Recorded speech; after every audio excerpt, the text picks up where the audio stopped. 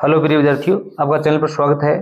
आज हम 24 नवंबर को जो एग्जाम होने वाला है इतिहास का आपका कक्षा 12 का, उसके लिए आपको एक पेपर प्रस्तुत कर रहे हैं। ये पेपर आपकी मेन एग्जाम में बहुत ज़्यादा हेल्प करेगा।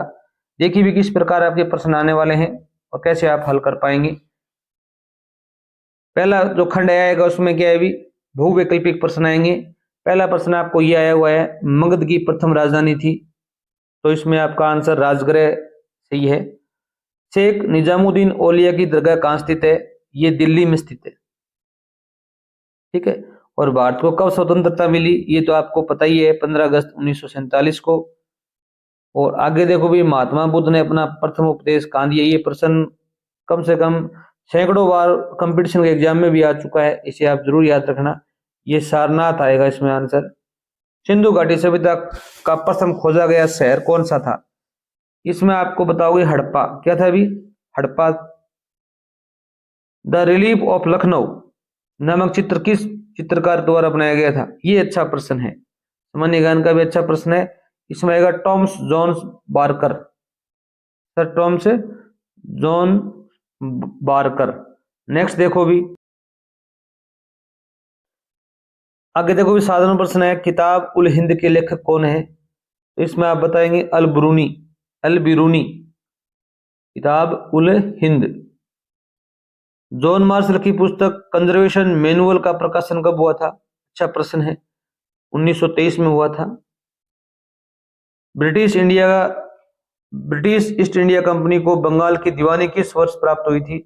ये भी अच्छा प्रश्न है, 1765 इसका आंसर होगा। ये भी कंपटीशन में आया हुआ है फर्स्ट ग्रेड में। कबीरदास के गुरु कौन थे भी?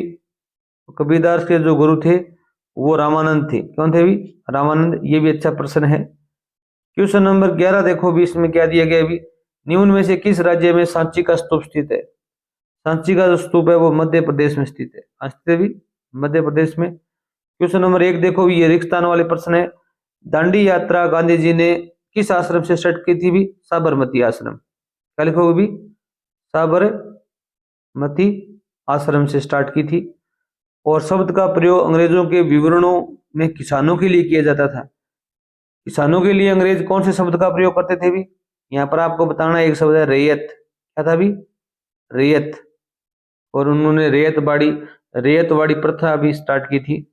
विजयनगर का सबसे शक्तिशाली और विद्वान शासक पूछा जाए तो आप बताएंगे कृष्ण देव राय। क्या नाम बताओगे भी? कृष्ण देव राय। इनके और नाम भी थे, इनको अभिनव भोज भी कहते थे और आंध्र पितामह भी कहते थे।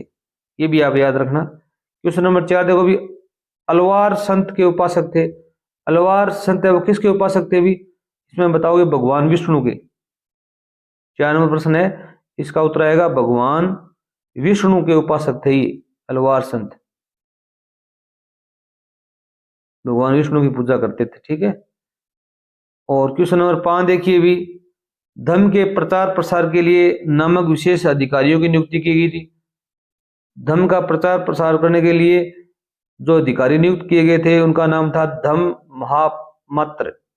धम्म महामात्र। ठीक है। क्वेश्चन नंबर 3 देखो भी, लघुरात्मक प्रश्न, एक एक नंबर के प्रश्न है। पहला प्रश्न है, द्वितीय गोलमेज सम्मेलन सफल क्यों नहीं हुआ था? इसके दो कारण हैं। एक तो था सांप्रदायिक समस्या पर विवाद। क्या बताओगे भी? सांप्रदायिक समस्या पर विवाद। और 2 नंबर कारण बताओगे, भारतीय प्रतिनिधियों में एकता की कमी। भारतीय जो प्रतिनिधि थे उनमें एकता की कमी थी, इसके कारण ये क्या असफल नहीं उसका। क्वेश्चन नंबर 2 देखो भी, परगना से क्या तात्पर्य है? परगना क्या है भी? परगना एक ऐतिहासिक प्रशासनिक इकाई थी। क्या बताओगे भी? परगना एक ऐतिहासिक प्रशासनिक इकाई थी जिसमें कई गांव और ग्रामीण इलाके शामिल होते थे। एक समूह था गांव का, इलाकों का। क्वेश्चन नंबर 3 देखो भी, मौर्य साम्राज्य का संस्थापक कौन था? चंद्रगुप्त मौर्य। कौन था भी? चंद्रगुप्त मौर्य। कुदाल और हल किन लोगों के जीवन का प्रतीक माना जाता था? कुदाल है वो तो संताल लोगों के लिए था। भी संताल जो जनजाति है उनके लोगों के लिए था। और जो हल है वो पहाड़िया जो जनजाति है, क्या भी? पहाड़िया जनजाति है उसके लोगों के लिए जीवन का प्रतीक माना जाता था। हमारे इसी चैनल पर हम तो 24 नवंबर का पेपर होने वाला है, ओरिजिनल पेपर की आंसर की हम आपको सबसे पहले उपलब्ध करवाएंगे, तो आप चैनल को सब्सक्राइब कर लीजिए। और आप कौन से पेपर के मॉडल पेपर या सिंपल पेपर देखना चाहते हैं कमेंट जरूर करें। क्वेश्चन नंबर 5 देखिए भी, बौद्ध धर्म की 2 शिक्षाएं बताइए। बौद्ध धर्म की 2 शिक्षाओं के बारे में आपको यहाँ पर बताना है। बौद्ध धर्म में क्या था भी, एक तो बता सकते हो आप 4 आर्य सत्य, 4 आर्य सत्य, और 2 नंबर बता सकते हो अष्टांगिक मार्ग, अष्टांगिक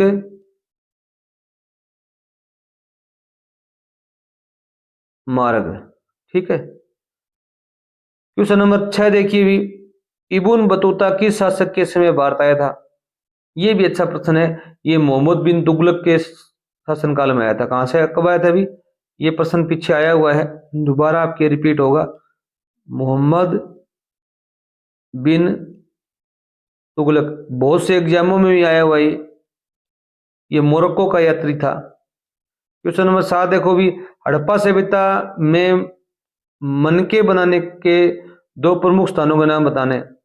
मनके कहां बनते थे भी, तो यहां पर आप बताएंगे, एक तो था इसमें लोथल, क्या था भी, लोथल। और 2 नंबर आप बता सकते हो इसमें चन्हू दड़ो, ये 2 स्थल बता सकते हो आप, चन्हू दड़ो। आगे देखो भी, हस्तिनापुर नामक गांव के उत्खनन कार्य किसके नेतृत्व में किया गया था और कब किया गया था, यहां पर एक और कब किया गया था, ये आप बताओगे डॉक्टर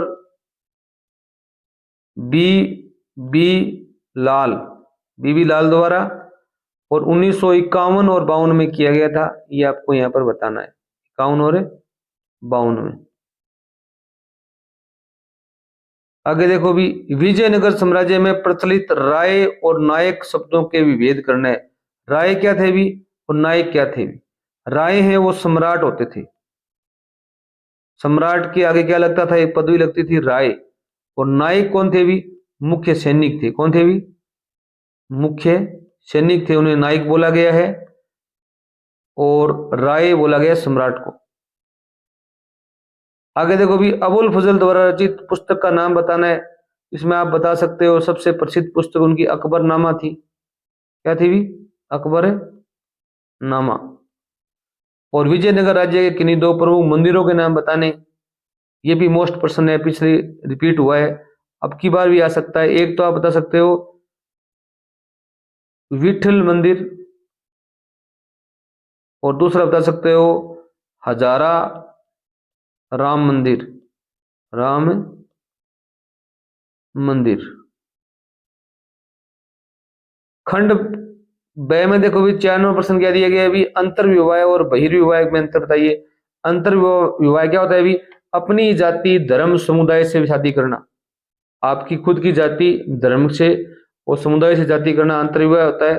और बहिर्विवाह होता है हम दूसरी जाति दूसरी गोत्र या धर्म से शादी करना, बहिर्विवाह है, ठीक है।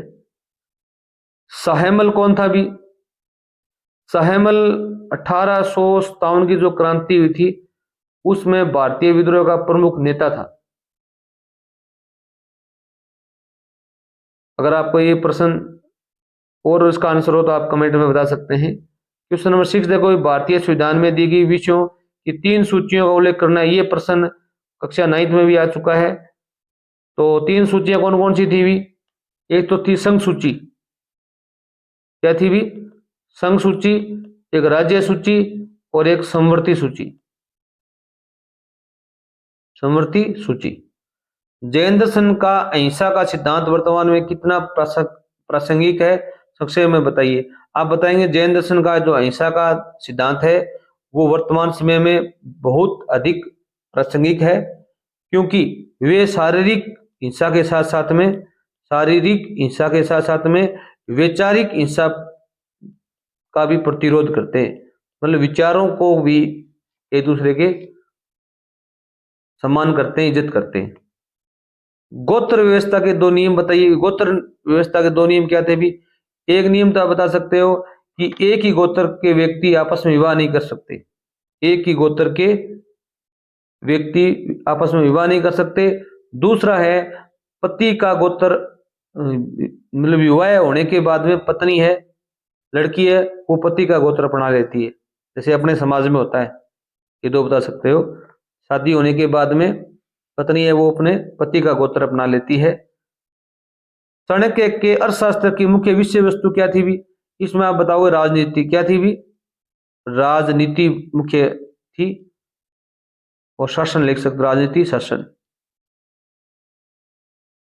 अमर नायक प्रणाली से आप क्या समझते हैं भी? ये अमर नायक प्रणाली क्या है भी? आप बताएंगे। इसके लिए आप बता सकते हो विजयनगर साम्राज्य की एक सैन्य प्रशासनिक व्यवस्था है। विजयनगर साम्राज्य की एक सैन्य प्रशासनिक व्यवस्था जिसमें सैन्य कमांडरों को शासन के लिए एक क्षेत्र दिया जाता था, इसे अमर नायक प्रणाली कहते हैं। क्वेश्चन नंबर 11 देखो भी, संतालों के बारे में बुकानन के विचार बताने थे। संताल जो थे उनके बारे में बुकानन के विचार क्या थे भी? आप इसमें बता सकते हो जो संथाल थे वो राजमहल की पहाड़ियों में खेती की सीमाओं को संतालों द्वारा बढ़ाया गया। और संताल क्या थे भी? शहरी लोग थे और कम शिक्षित लोग थे। ये दो बातें आप यहां बता सकते हो। क्वेश्चन नंबर 12 देखो भी, मुगलकालीन कृषि के तरीकों और वर्तमान कृषि के तरीकों में क्या भिन्नताएं देखते हैं? मुगलकालीन कृषि थी वो क्या थी भी? दो तरीकों का बता सकते हो। एक तो तकनीकी उपयोग से बता सकते हो, तकनीकी उपयोग। एक बता सकते हो उत्पादकता। दो टॉपिक लेकर बता सकते हो उत्पादकता। तकनीकी उपयोग में क्या था भी? मुगलकालीन कृषि थी वो पुराने औजारों से होती थी, जो वर्तमान कृषि है वो आधुनिक औजारों से होती है, जैसे ट्रैक्टर द्वारा और द्वारा, पहले बैल द्वारा होती थी। उत्पादकता पहले क्या थी भी? मुगलकालीन कृषि में कम होती थी और वर्तमान में उत्पादकता ज्यादा होती है। क्वेश्चन नंबर 14 देखो भी, मुगल साम्राज्य में जमींदार किन्हें कहा जाता था? इनकी सामाजिक स्थिति कैसी थी भी? जमींदार कौन होते थे भी? ऐसे भूस्वामी और स्थानीय प्रमुख थे। ये लोकल के आदमी थे, भूमि के स्वामी थे, जो किसानों से भू राजस्व या भूमि राजस्व कर एकत्र करने का कार्य करते थे। उनकी सामाजिक स्थिति उच्च थी या श्रेष्ठ थी, आप बता सकते हो। अब खंड सी में आपके बड़े प्रश्न आने वाले हैं। इसमें पहला प्रश्न है, सूफी आंदोलन और भक्ति आंदोलन की विचारधाराओं में क्या क्या समानताएं थी? स्पष्ट कीजिए। मोस्ट प्रश्न है, याद करके जाना। सूफी संत के दर्शन का वर्णन कीजिए अथवा में आया हुआ है। 16 नंबर प्रश्न है, अंग्रेजों ने 1857 के विद्रोह को दबाने के लिए क्या क्या कार्य किए? ये भी बहुत अच्छा प्रश्न है। 1857 की क्रांति के कौन से राजनीतिक कारण थे? ये 16 नंबर प्रश्न के दोनों प्रश्न याद करके जाओगे तो आपको एक प्रश्न यहाँ पर जरूर मिलेगा। 17 नंबर प्रश्न देखो भी, इब्न बतूता द्वारा दास प्रथा के संबंध में किए गए साक्ष्य का विवेचना कीजिए। भारतीय उपमहाद्वीप में अलबरूनी के अनुभवों का वर्णन कीजिए। और 18 नंबर प्रश्न है, टिप्पणी करनी है। दोनों प्रश्न मोस्ट है, रोलेक्ट एक्ट पर और खिलाफत आंदोलन पर। और भारत छोड़ो आंदोलन का मूल्यांकन कीजिए, इसकी विशेषताएं बताइए। ऐसा प्रश्न आ सकता है आपके।